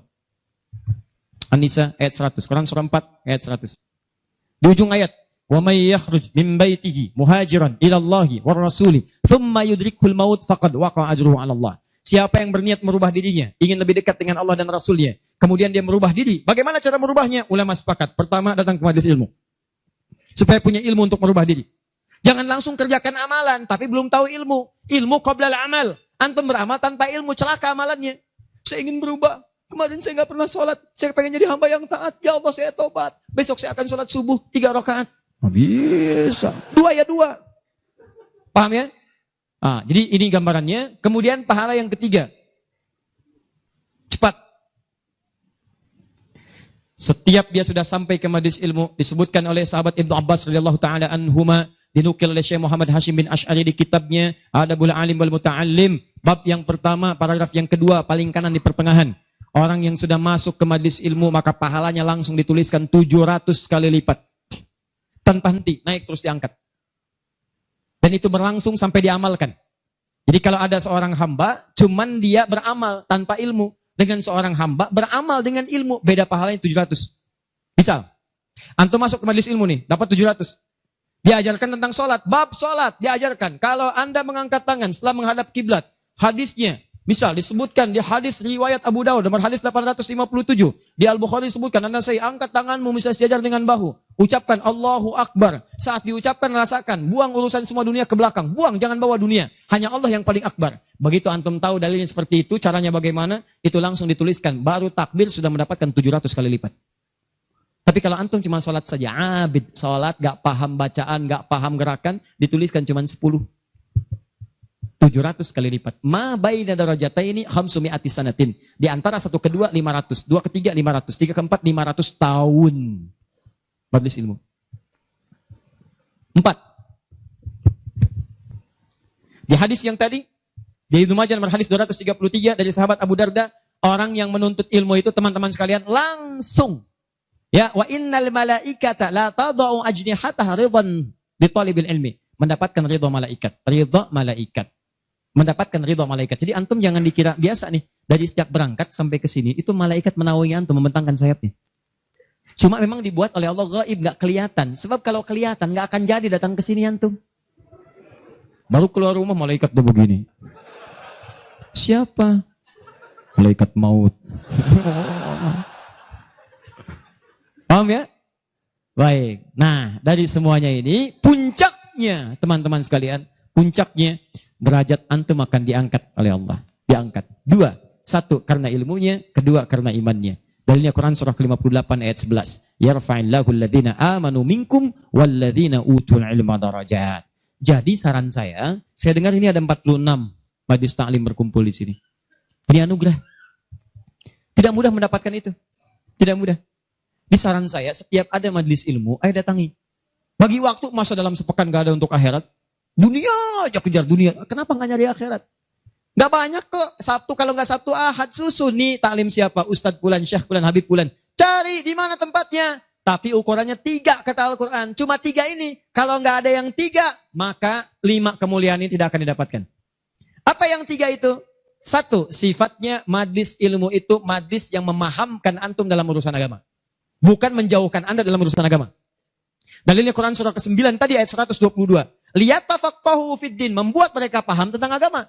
Jadi kalau ada majlis yang hanya membuat tertawa, tidak ada isinya, bahkan menjauhkan antum dari Allah, ngolok-ngolok ayat Al-Quran, ngolok-ngolok hadis dan sebagainya, maka yang seperti itu bukan majlis yang dimaksudkan lewat ayat tadi. Jelas? Ya. 2.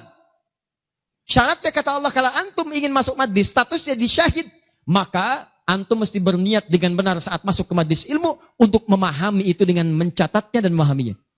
Di begitu antum paham, catat, bawa catatan itu untuk kembali sampaikan kepada orang-orang yang tidak belajar. Itu sekarang lebih mudah, share di media sosial. Antum sekarang dapat 1 hadis, share. Begitu di-share ada daripada share yang tidak jelas. Bikin status. Semarang mendung aja bikin status. Hari ini Semarang mendung. Emang kenapa? Apa dengan status antum akan berubah jadi cerah? Tidak ada. Sudah. Bikin yang bagus. Hadis kirimkan. Hadis Nabi SAW. Keutamaan bagi seorang pekerja. Keluarkan. Begitu antum share ke teman-teman antum pengusaha, mereka semangat semua. Semangat. Antum jangan lupa begitu diinjakan kaki bekerja karena Allah, setiap tapak itu pahala. Kirimkan ayatnya. Kawan-kawan, Quran surah ke-4 ayat 34. Berita gembira untuk kita. Niatkan yuk karena Allah. Begitu di-share, mereka lihat 10 orang meniatkan karena Allah. Antum dapat bagian pahalanya tanpa dikurangi sedikit. Kirim. Jelas?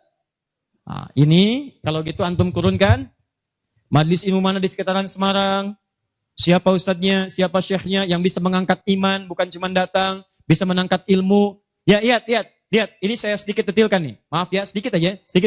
Saya sedikit detilkan. Mengangkat ilmu dan iman itu bersamaan disebutkan. Yarfa'illahu alladhina amanu minkum walladhina utul ilma darajat.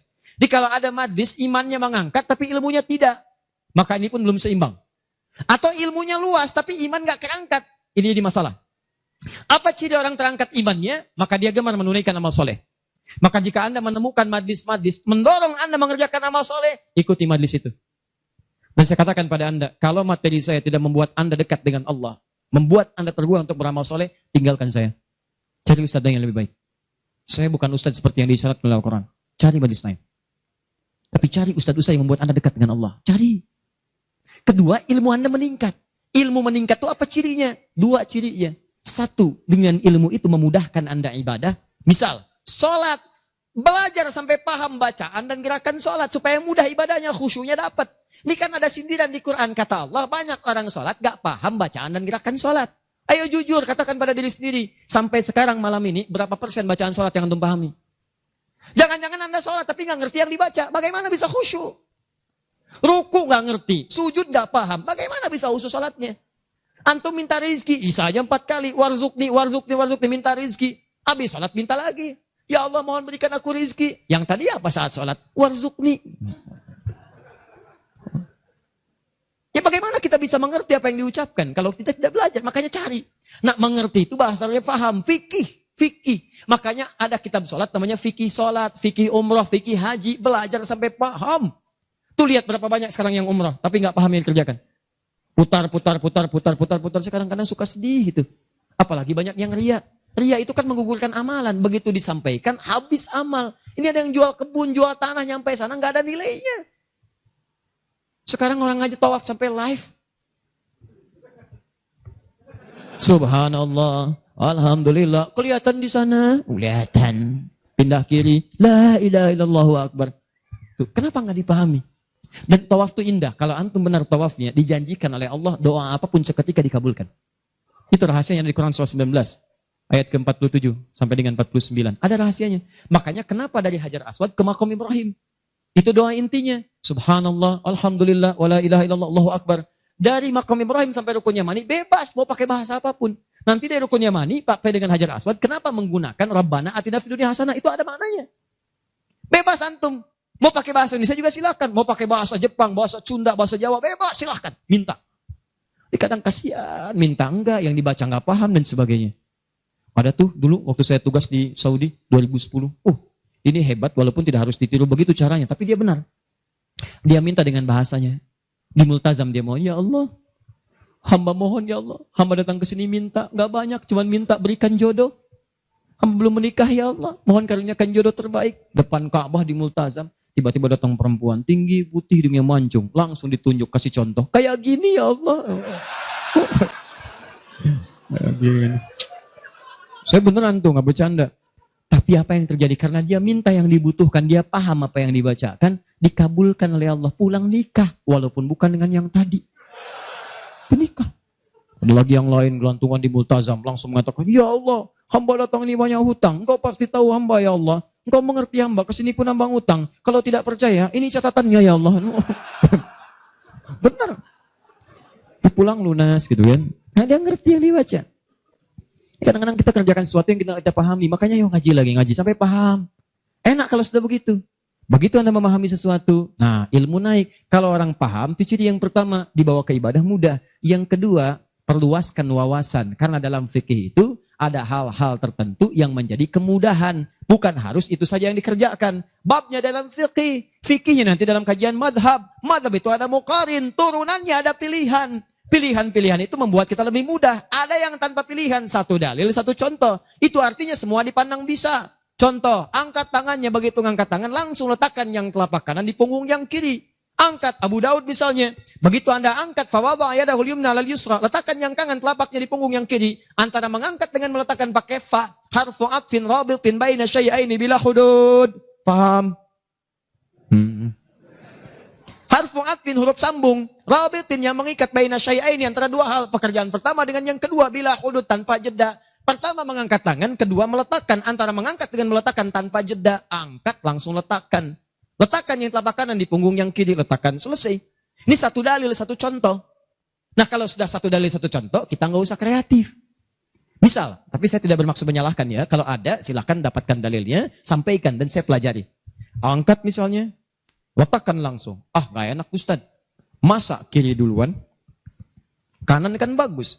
Kiri kan kurang bagus. Kenapa nggak kanan dulu baru kemudian masuk kiri? Jadi angkat Allah, masuk kanan, kiri. Baru begini. Kadang-kadang kaki naik dikit. Ya, angkat. Nah ini, yang seperti ini, kalau saya prinsipnya, kalau belum menemukan dalilnya, maka cukupkan pada itu saja. Makanya cuma satu dalilnya. Silahkan cek. Di kitab hadis palsu pun, saking palsunya tidak akan ditemukan. Dan kabar gembira, pemalsu hadis pun tidak tertarik memasukkan hadis ini, saking jelasnya. Jelas. Silahkan cari. Saya pernah lihat di koleksi kitab hadis, ada 1235 kitab hadis. Cari nggak ketemu. Saking jelasnya gitu kan. Ya ini satu. Tapi kalau ada pilihan, itu artinya, maaf, umat itu dipandang tidak semua bisa mengerjakan satu yang sama. Maka silahkan pilih yang memudahkan antum. Misal dalam sujud, ini antum mau sujud nih. Dari inti dalam sami Allah liman hamidah. Akan sujud.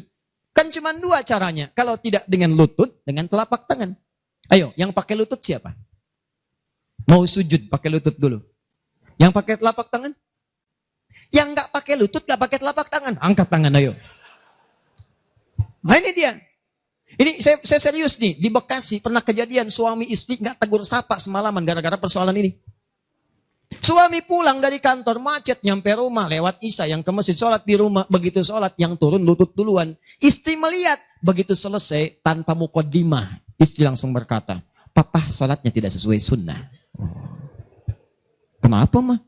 Harusnya telapak tangan duluan, bukan lutut. Papa menjawab, mama yang gak tahu hadis. Padahal dua-duanya gak tahu hadisnya.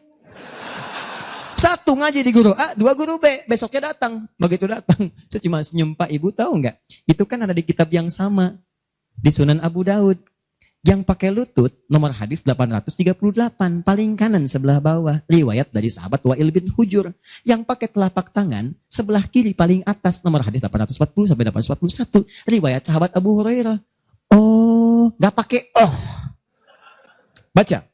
Begitu dibaca, idza sajadta fala tasjud kama yabrukul ibil, falyadha rukbatai qabla yadai. Jika kamu ingin sujud jangan duduk seperti duduknya unta. Kalimatnya ibil, ya, unta masih umum. Maka letakkan lututmu sebelum telapak tanganmu.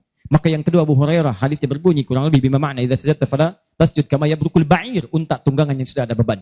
Falyadha yadaika qabla rukbatai. Maka letakkan telapak tanganmu sebelum lututmu. Bu, Pak, ini Wa'il lebih duluan masuk Islam dibandingkan dengan Abu Hurairah. Saat itu awal-awal Nabi masih kuat, kelihatan ikut perang Badar, perang Uhud, macam-macam. Begitu Nabi sujud, lutut duluan.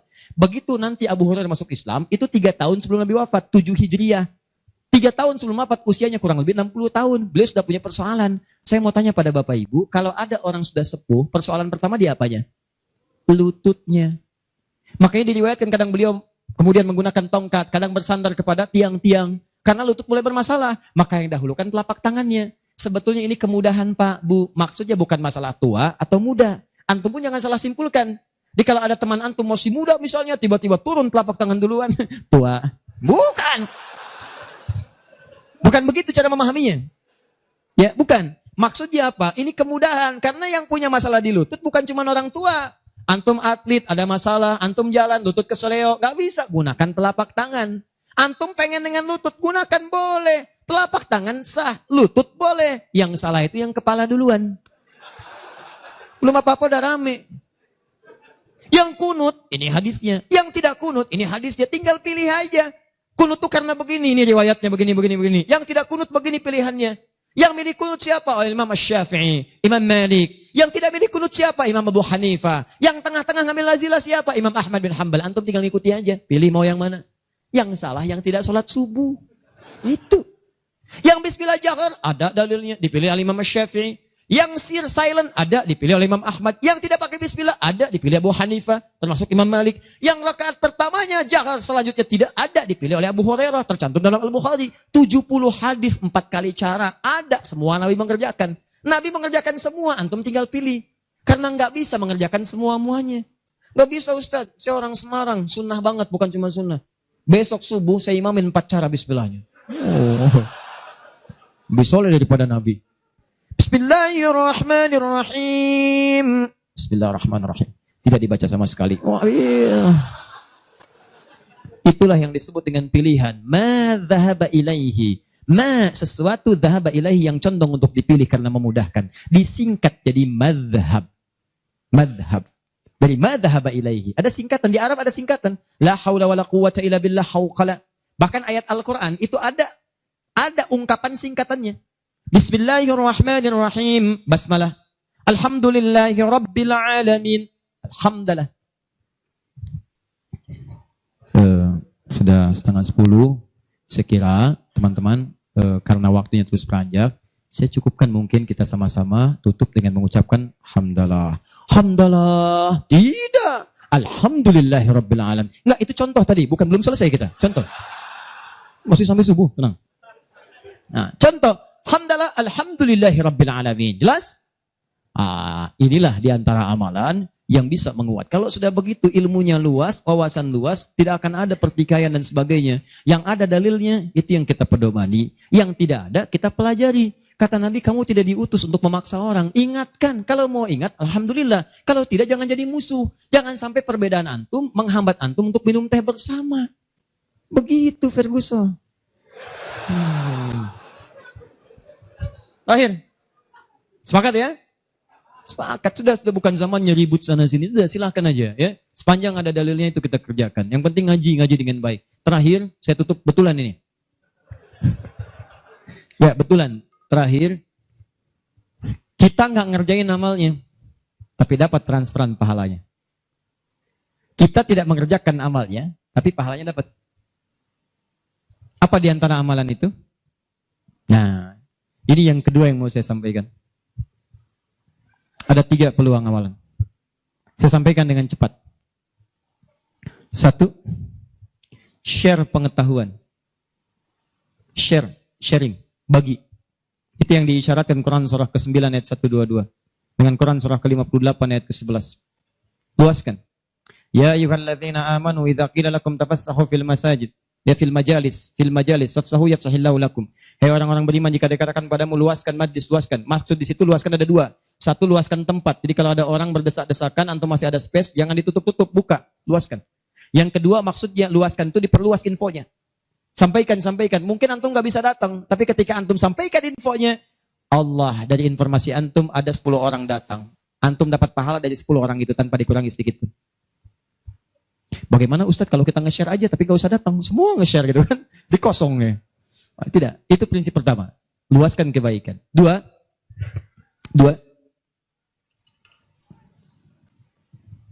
berinfak dengan harta pada amalan berganda. Berinfak dengan harta pada amalan berganda. Maksudnya sedekah jariyah. Contoh, tadi kan saya contohkan 4 kan? 4 ya? Masih ingat tadi? Di antara 4 itu, bukankah ada interaksi dengan Al-Quran? Baca, menghafal ya? Nih, antum punya modal 50.000, pengen infak. Dengan uang itu, disarankan langsung lewat petunjuk Nabi, cari dengan 50.000 itu yang menghasilkan keuntungan terus berlipat. Walaupun antum gak mengerjakannya. Saya beri contoh misalnya. Berikan kepada orang yang tadi mengerjakan pahala berganda sedekah jariyah. Misal penghafal Quran. Ada orang punya 50.000 diberikan kepada orang dengan bentuk makanan. Yuk makan. Dimakan oleh orang itu. Dia sholat. Begitu dia sholat dengan energi tadi, antum dapat pahalanya. Begitu energinya hilang, pahalanya selesai. Tapi antum belikan mushaf 50.000. Datang ke percetakan Habib Hasan. Saya cari mushaf Habib. Dengan harga 50.000. Antum dapat 2. Masya Allah. Begitu dapat 2, antum datang ke tempat hafalan Quran. Masya Allah. Atau datang ke tempatnya Ibu Nyamin. Ya. Dari keturunannya Syekh Dahlan, ya Allah yarham, yang penemu qiraat itu. Begitu datang ke situ, berikan kepada anak-anak penghafal Quran. Atau ke tempat-tempat penghafal Quran, datang ke Yanbu, ke Kudus, berikan. Modal cuma 50.000, mushaf 2 diberikan kepada penghafal Quran. Tadi sudah saya katakan dari awal, hafal Quran itu penghafal nggak akan pernah menghafalkan dengan satu bacaan, dia akan mengulang-ulang. Anda bayangkan, modalnya cuma 50.000 sama dengan tadi. Mushaf 2 jadi 2. Begitu ditemukan dan dipegang oleh penghafal Quran, dibaca oleh dia, dihafalkan. Allahu Akbar. Berapa banyak bacaan dia bacakan dalam sehari? Baca. Transfer mengalir kepada antum. Semua yang dia bacakan, dia hafalkan, semua mengalir untuk antum. Modalnya cuma 50.000. Yang menarik, antum meninggal. Mushafnya masih ada, dibaca lagi ada yang lain. Mengalir lagi, modal 50.000. Yang menarik, mushaf dah rusak. Cuman penghafal tadi udah hafal Quran 30 juz. Dia punya murid lagi. Jangankan punya murid, ngimamin dia. Dengan wasilah mushaf dari antum tadi. Begitu mengimami, pahala lagi transfer. Yang hebat, dia punya murid 10 orang. 10 itu punya murid lagi, 10 lagi. Gak habis-habis, cuma 50.000 modalnya. 50.000 rupiah. Mushaf. Itu yang disebut amalan cerdas. Waktu kita terbatas. Coba apa yang kita dapatkan, itu yang kita cari. Itu sahabat tuh begitu. Bilal tahu uang saya nggak banyak. Nggak tahu beliau, saya nggak punya banyak uang. Idul Kurban tuh orang beli sapi. Kalau kita sekarang. Mereka beli kambing. Ada yang beli unta. Oh, Bilal nggak kebeli. Tapi saya pengen intinya satu. Pengen menyampaikan sedekah karena Allah. Yang lain membeli kambing, beliau beli ayam. Bukan kurban dengan ayam. Tapi intinya bagaimana berusaha menabung untuk mendapatkan sesuatu bersedekah karena Allah di hari itu. Dan nilainya itu luar biasa, dipuji oleh Nabi SAW. Termasuk Ibnu Abbas dibiasakan demikian, dipuji oleh Nabi. Makanya mulai teman-teman sekalian. Dan penghafal Quran gak akan pilih-pilih. Mushaf siapa tuh? Ini wakafnya Pak Haji Yunus, udah banyak pahalanya, 1 huruf aja. Oh gitu ya? Iya. Qaf, da. Gak ada baca. Paham ya? Nah, itu teman-teman sekalian. Dan yang terakhir, ini yang lebih hebat lagi. Ini pahalanya langsung surga. Surga. Masya Allah. Sepanjang antum beriman, beramal saleh dan meninggalkan maksiat. Apa diantaranya? Memfasilitasi orang lain. Yang sekiranya menghasilkan dengan ibadah itu pahala surga. Haji, umrah. Kalau wafat dia dalam penunaian itu dengan benar, maka al-hajjul mabrur laisa lahul jazaa illal jannah. Haji mabrur tidak ada pahala yang setimpal kecuali surga. Antum sudah luas, semua sudah haji dan sebagainya. Tiba-tiba lihat orang ibadahnya bagus, belum ada kesampaian, tiba-tiba antum fasilitasi. Dia haji mabrur dapat surga, antum dapat bagiannya tanpa dikurangi sedikit pun. Dan berita baiknya, haji pun disandingkan di Quran dengan umrah. Dalilnya Quran surah kedua ayat 196. Wa atimmul hajja wal umrata lillah. Makanya kalau ada yang mau haji, mau umrah, saya sarankan tolong hilangkan semua hal, jauhkan yang bisa merusak amalan, sayang. Ria tuh buang-buang, habis antum. Kasihan. Udah disiapkan surga, antum kemudian tukar lagi dengan keburukan. Ya, itu yang disayangkan. Udah jauhkan ria, sum'ah, macam-macam. Fokus, antum tuh mau ibadah, fokus. Termasuk dari rumah. Tidak salah kalau antum ingin kumpulkan orang, ingin nyampaikan permohonan maaf, minta doa, itu nggak salah, cuma jaga sesuatu yang bisa merusak amalan. Ya, antum kumpulkan warga komplek untuk ngasih tahu, mohon maaf besok saya akan berangkat umrah. Mohon maafkan saya banyak dosa supaya saya tenang di sana beribadah. Dan tolong mohon doakan supaya kami diterima umrahnya. Ini umrah pertama kami. Mungkin juga yang pertama di komplek ini ya, warga belum pada umrah, Pak RT belum, RW belum. Insya Allah di sana kami doakan supaya bisa umrah. Habis tuh amalan. Jelas ya? Baik. 1. Angkat tangannya. Yang hafal 30 juz. Yang hafal 30 juz. 20 juz. 15 juz. Berapa juz? Wah, itu saya kenal itu. Nah, berapa juz? 26. Nah, boleh sini. Oh, wajahnya mirip Kamil. Sini, sayang. Sini. Ah, bismillah. Tanya. Namanya siapa? Hafid. Hafid. Baik, Hafid. Ayah masih ada? Masih. Ada ibu? Masih. Masih adik? Masih. Ada berapa? 1. 1. Ibu ada berapa? 1. 1. Kan di hadis ada 3. Ibumu, ibumu, ibumu. Terus ayahmu. Jadi ibumu berapa? Wah ya, bukan gitu cara bacanya. Dia ada anak sekolah pulang dari pesantren, bapaknya ngetes, belajar hadis apa? Berbuat baik pada orang tua. Di situ disebutkan berapa kali? Ibumu. 2, ibumu. 3, ibumu. 4, ayahmu. Ibu ada berapa? 3. Ayah berapa? 1. Nah, sampaikan itu pada ibu di dapur. Wah.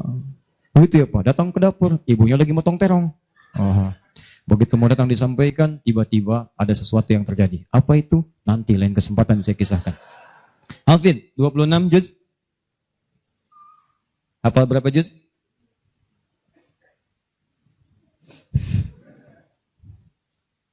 Berapa juz? 36 juz. 36 juz. Wah, luar biasa. Boleh pinjam mikrofonnya? Bismillah. Ya, boleh pegang. Hafid dari depan, dari belakang. 26 dari depan, dari belakang. 2 dari belakang. Oke. 2 dari belakang. 2 dari belakang. 24 dari depan. A'udzu billahi minasy syaithanir rajim. Qad nara taqalluba wajhika fis sama'. Falan nu'mina Ulangi dari liru'iyat. qad nara. Qad nara. Qad nara taqalluba. Qadara taqalluba wajhika fis sama. Falan nuwalliyannaka kibratan ardoha. Fawalliyaka. Fawalli, ini agak ngantuk-ngantuk. Fawalli wajh. Fawalli wajhaka satral masjidil haram. Wa aizuma kuntum fawallu wujuhakum satrah. Wa innal ladina layak lamuna. Alladzina. Wa innal ladzina. Wa innal ladina. Ulangi sekali lagi dari qad nara. Jawanya dikurangi sedikit. Qad nara taqalluba wajhika fis sama'. Ayo, bismillah. Qad nara. Qad nara taqalluba wajhika fis sama'. Qadara taqalluba wajhika fis sama. Falan walliyannaka kiblatan tardoha. Fawalli wajhaka satral masjidil haram. Wa aizuma kuntum tawallu wujuhakum satrah. Wa innal ladina la ya'lamun. Innal ladzina. Siapa yang mau lengkapi? Angkat tangan. Antum sini. Enggak apa-apa, di sini dulu.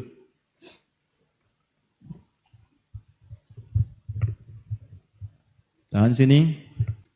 Baik, bacakan. أعوذ بالله من الشيطان الرجيم قد نرى تقلب وجهك في السماء فلنولينك قبلة ترضاها فولي وجهك شطر المسجد الحرام Linya pendek, fawalli. Linya pendek, fawalli wajhaka. فولي وجهك Linya شطر pendek, fawalli wajhaka. فولي وجهك Linya pendek, fawalli wajhaka. فولي وجهك Linya pendek. فولي وجهك Kesempatan terakhir. Cepat. Fawalli wajhaka li wajhaka. فولي وجهك شطر المسجد الحرام وحيث ما كنتم فولوا وجوهكم شطره وإن الذين أوتوا الكتاب ليعلمون أنه الحق من ربهم وما الله بغافل عما يعملون وما الله بغافل عما يعملون بسم الله الرحمن الرحيم فلما فصل طالوت بالجنود فلما فصل طالوت بالجنود قال إن الله مبتليكم بالنهر مبتليكم بنهر فمن بنهر ulangi falamma fasala talut kesempatan terakhir فلما فصل طالوت بالجنود قال إن الله مبتليكم بالنهر فمن شهد منكم الشهر فليصم. Bagus, terus lompat ke belakang lagi. Ke Al-Baqarah itu lompat teman. Falamma fasala man syariba minhu falaysa minni. Siapa yang bisa menyempurnakan? Terakhir, antum di sini tahan. Angkat tangan. Falamma fasala Talut bil junud. Boleh? Antum silakan. Terakhir.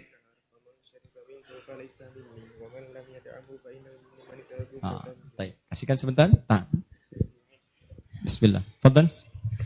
فلما فصل طالوت بالجنود قال إن الله مبتليكم بنهر فمن شرب منه فليس مني ومن لم يطعمه فإنه مني إلا من اغترف غرفة بيده فشربوا منه إلا قليلا منهم فلما جاوزه هو والذين آمنوا معه قالوا لا طاقة لنا اليوم بجالوت وجنوده قال الذين يظنون أنهم ملاقو الله كم من فئة قليلة غلبت فئة كثيرة بإذن الله والله مع الصابرين. طيب. وقالوا لن تمسنا النار إلا أياما معدودة قل أتخذتم عند الله أهدا فلن يخلف الله أهده أم تقولون على الله ما لا تعلمون ذلك بأنهم قالوا لن تمسنا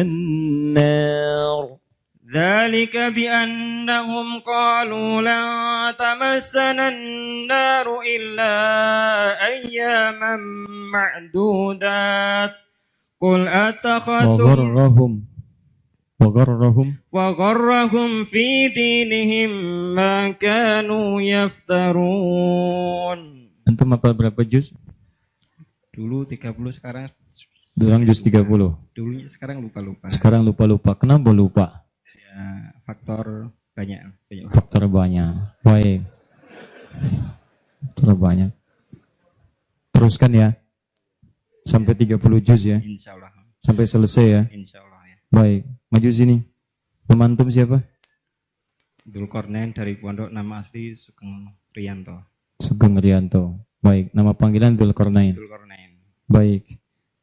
Antum sudah punya keluarga? Sudah, anak 2. Baik. Mau nggak berjanji kita buat perjanjian? Apa ya? Sudah pernah lihat Ka'bah? Sudah pernah lihat Ka'bah? Apa itu? Ka'bah. Ka'bah itu bentuknya kotak. Kubus. Iya, iya. Terus kita kalau sholat ngadap ke sana. Ka'bah.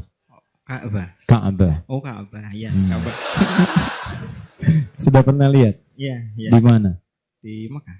Di Mekah. Sudah pernah ke Mekah? Belum. Belum. Ada minuman nggak ya? Baik. Jadi lihatnya lewat apa? Lewat TV, lewat TV. Ya. Gimana kalau kita bikin perjanjian? Bagaimana? Kita fasilitasi antum lihat Ka'bah ke sana. Pulang dari sana, antum sudah lancar 30 juz. Sepakat? Silakan. Nah. Beliau kita hadiahkan umrah. Berangkat insya Allah. Ya, untuk menunaikan ibadah umrah. Nanti lihat Ka'bah di sana. Ya. Tapi perjanjiannya antum mesti mengulang hafalan Quran langsung di depan Ka'bah dan di depan Raudhah di Masjid Nabi sallallahu alaihi wasallam. Sepakat? Menghafal. Mengulang karena antum sudah pernah hafal 30 juz. Minta di sana kepada Allah Ya. supaya dikuatkan hafalan Ya. dan tidak diganggu dengan pekerjaan lain yang bisa merusak hafalan. Oh ya. Sepakat? Sepakat. Yakin? Yakin. Mau tanya kawan, telepon teman? Tidak. Baik, untuk antum kita berikan hadiah umrah insyaallah. Nanti antum berangkat dan perjanjian kita dipegang. Antum sini. Berikan mic-nya. Antum mau baiknya juga ke Mekah. Nama siapa? Krishna. Krishna. Itu kalau malam atau siang? Pagi siang. Siang. Ada yang siang Krishna, malamnya Krisnawati. Udah pernah seorang diperiksa. Tuh, begitu kena razia dipanggil. Kamu siapa? Nia, Pak. Siapa? Nia. Yang benar, nama lengkap. Kurniadi. Berapa juz? 2 juz setengah. 2 juz setengah. Nyampe Cengkareng tuh. 2 juz setengah. Dari depan, dari belakang. Dari depan. Kuliah di mana? Poltekkes. Poltekkes mana? Semarang. Tulungagung. Semarang. Semester berapa? 1. 1. Berapa semester? Semester 2. Semester berapa semester? Kuliahnya berapa semester? 4 tahun. 8 semester. 8 semester. Sudah 2. Tinggal 6 lagi. Ya. Baik. Berapa biayanya 1 semester? 6,5. 6,5. Kami tanggung biayanya, tapi dengan perjanjian mesti menghafal Quran sampai selesai. Jangan ketawa. Siap? Siap insya Allah. Siap. Jadi kalau tinggal 6 berarti 1 semester 5 juz. Siap? Siap insya Allah. Siap. Mudah insya Allah. Bisa. Siap? Siap. Kalau antum lulus 30 juz, satu dari situ tambahan lagi umrah. Siap insya Allah. Siap? Siap insya Allah. Yakin? Yakin. Disaksikan nih. Baik ya? Nah, satu. Hafid, sekolah di mana? PTYKA Di mana itu? Kudus Kerandon Kudus. Di Kudus. Kelas berapa? 5 Kelas 5. Mau berapa juz menghafal Quran? Mau berapa juz menghafalnya? 31 atau 32? 30 juz 30 juz saja. Baik. Rencananya kalau sudah menghafal, untuk apa menghafal Quran? dilancarkan dan membetulkan tajwidnya Lancarkan membetulkan tajwid. Kenapa mau menghafal Quran? agar bisa mencapai keluarganya. Agar bisa Mencapai keluarga. mensyafaati keluarga. Baik. Insya Allah ya. Mudah-mudahan dia kabulkan. Hafid mau apa? Kalau ditanya mau apa, kira-kira mau minta apa? Jangan dengarkan bisikan yang tidak jelas. Alladzi yuwaswisu fi sudurin nas. Itu minal jinnati wan nas. Mau minta apa? Tinggal setahun lagi, selesai. Selesaikan ya. Setahun lagi, Pak. Sisanya nanti kami yang tanggung ya. Biayanya. Kalau sudah 30 juz, insya Allah nanti boleh dapat hadiah umrah. Ya? Siap? Siap. Baik ya, insya Allah ya. Baik teman-teman, saya kira silakan bisa kembali ke alamnya masing-masing, tempatnya masing-masing. Saya kira ini pertemuan kita di malam hari ini. Semoga Allah memberikan kemuliaan pada kita semua. Saya mau infokan beberapa informasi. Pertama, insya Allah, seperti tadi janji saya, 46 komunitas yang telah bergabung, kami akan hadiahkan sebagai tanda perkenalan sebanyak 4.600 mushaf. Masing-masing komunitas mendapatkan 100 mushaf insya Allah, atau sesuai dengan jumlah komunitasnya. Nanti kami kirimkan setiba di Bekasi, kami koordinasi langsung kami kirimkan. Yang kedua, saya minta untuk berjanji di hadapan Allah Subhanahu wa Ta'ala supaya bisa merubah lebih baik daripada hari-hari sebelumnya. Siap insya Allah? Baik. Yang ketiga, ini penting, nanti insya Allah kita ada kelas-kelas Quran dan yang lainnya. Untuk Kamis malam Jumat ini memang baru bertempat di Bekasi. Ada pembagian 10.000 gratis untuk buku sebagai pengantar mushaf. Nanti kalau sudah cetak mushafnya, kita akan datang ke beberapa kota untuk memberikan petunjuk menghafal Quran dengan cepat. Dan ini bukan hafalan biasa. Jadi kalau sekarang orang menghafal 30 juz seperti tadi disebutkan, tapi yang kami tawarkan itu menghafal Quran dan Qurannya jadi pedoman dalam diri kita. Jadi ketika Anda melihat ayat-ayat Quran tentang penglihatan, membimbing melihat kita, ini yang harus dilihat, ini tidak. Kalau Anda berjalan, ayat-ayat kaki itu masuk kemudian membimbing kita ini berjalan begini, yang ini tinggalkan. Nanti insya Allah saya berikan kisi-kisinya. Ya. Nah, itu nanti kurang lebih bulan depan lah. Kita kemudian adakan itu. Mudah-mudahan sudah selesai mushafnya, nanti tunggu informasinya. Insya Allah pertemukan kita kembali dalam kebaikan. Terakhir, saya punya satu permintaan. Boleh? Satu ini saja. Mohon dalam setiap sujud antum, baik tahajud atau sholat atau yang lain, saya cuma minta mohon doakan kepada Allah agar Allah mengampuni dosa-dosa saya dan keluarga. Itu saja, saya tidak minta banyak. Semoga Allah muliakan antum semua. Dan yang lainnya, nanti barangkali panitia menyampaikan, ada door prize, entah apa itu namanya, wallahu a'lam. Semoga yang terbaik untuk antum seluruhnya. Demikian, subhanakallahumma bihamdika, asyhadu an la ilaha illa anta astaghfiruka wa atubu ilaik. Allahumma rabbana taqabbal minna innaka antas samiul alim wa tub alaina innaka antat tawwabur rahim.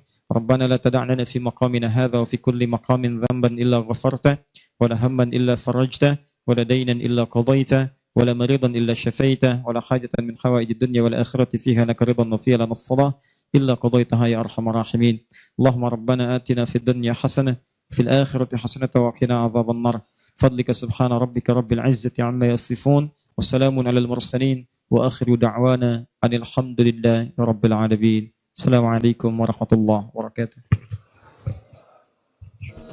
لك عفوك طالبين وإليك